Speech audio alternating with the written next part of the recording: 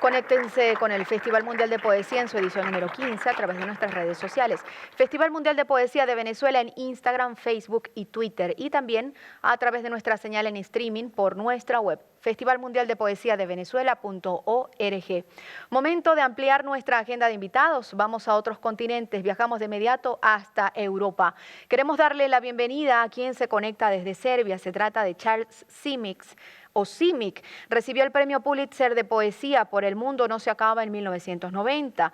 Es serbio-estadounidense y entre otros galardones ha sido también laureado como el 15º poeta para la Biblioteca del Congreso de Estados Unidos. Una persona que ha publicado obras en distintos idiomas y que hoy mismo comparte con nosotros este escenario del Festival Mundial de Poesía de Venezuela. Así le damos la bienvenida a Charles Simic, quien se conecta a través de Zoom con el Festival Mundial de Poesía. Welcome, Charles. Thank you. It's nice to be in Venezuela virtually. There's two poems. One is short and one is a little bit longer. One was about New York City, where I spent much of my life. This is called Miracle Glass Company. Heavy mirror carried across the street, I bow to you and to everything that appears in you momentarily and never again the same way. This street with its pink sky, row of gray tenements, a lone dog, children on roller skates, woman buying flowers, someone looking lost. A new mirror framed in gold and carried across the street by someone I can't even see, to whom too I bow.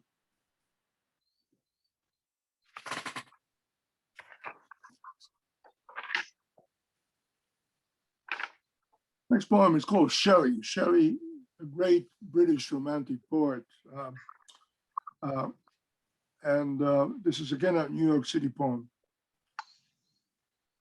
Shelley. Poets of the dead leaves dribble like ghosts, dribble like pestilence-stricken multitudes. I read you first one rainy evening in New York City, in my atrocious Slavic accent, saying the mellifluous verses from a battered, much-stained volume I had bought earlier that day in a second-hand bookstore on 4th Avenue, run by initiate of the occult masters.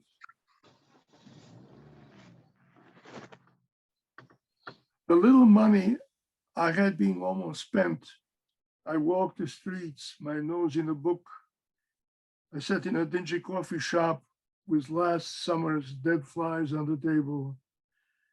The owner was an ex-sailor who had grown a huge hump on his back while watching the rain, the empty street. He was glad to hear me sit and read. He'd refilled my cup with a liquid dark as river Styx. Shelley spoke of a mad, blind, dying king, of rulers who neither see nor feel nor know, of graves from which a glorious phantom may burst to illumine our tempestuous day. I too felt like a glorious phantom going to have my dinner in a Chinese restaurant I knew so well. He had a three-fingered waiter who would bring my soup and rice each night without ever saying a word. I never saw anyone else there. The kitchen was separated by a curtain of glass beads which clicked faintly whenever the front door opened. The front door opened that evening to admit a pale little girl with glasses. The poet spoke of everlasting universe of things, of gleams of a remoter world which visit the soul in sleep, of a desert peopled by storms alone. The streets were strewn with broken umbrellas which looked like funereal kites this little Chinese girl might have made. The bars on MacDougal Street were empty. There had been a fist fight. A man leaned against a lamppost, arms extended as if crucified. the rain washing the blood off his face.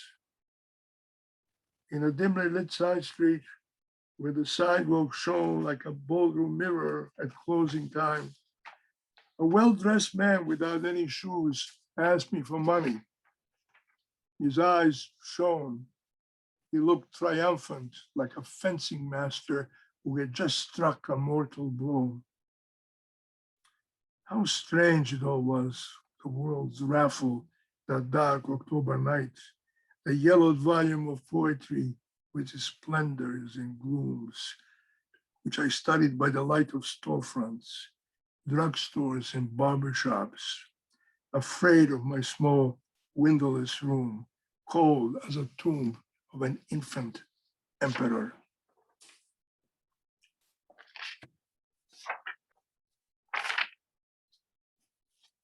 This is called Terror.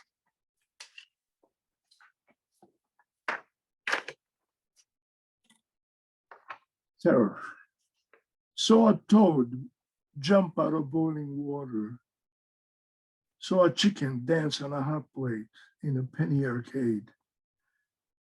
Saw Etruscans in a museum flogging slaves to the accompaniment of pipes and flutes. Saw a palm tree trying to outrun a hurricane. Saw sea waves rush ashore, some angry, some afraid of what they'll find. Saw men and women lose their heads and look for them and search for them everywhere. Saw a feast laid out on a long table to which only crows came. Saw a dog go forth barking like a prophet of old.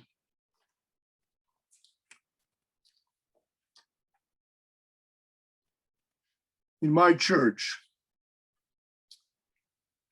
you are the Lord of the broken, the ones crucified and bled during the long night of torture in the cellar of some prison, to inspect the instruments of cruelty and touch them in awe at the pride these men take in their line of work, while their wives and mothers rise to attend the early mass, where you too must now hurry before they find your broken limbs and face missing from the cross, one or two candles still burning in your terrifying absence under the dark and majestic dome. And the final poem, which is called Ghost Ship.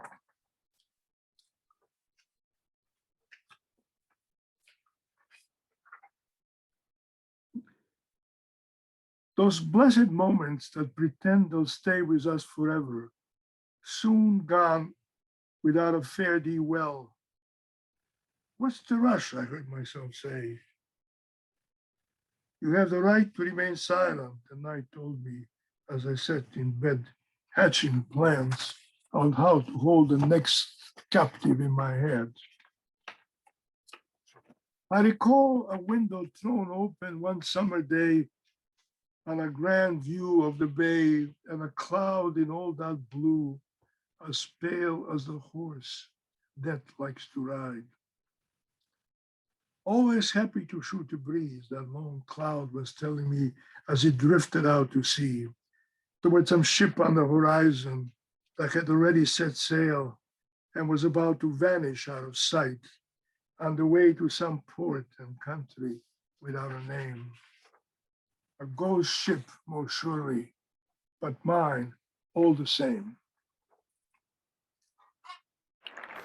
Gracias al señor Charles Simic, que se conecta desde Serbia, por participar en esta 15ª edición del Festival Mundial de Poesía de Venezuela. Recuerden ustedes que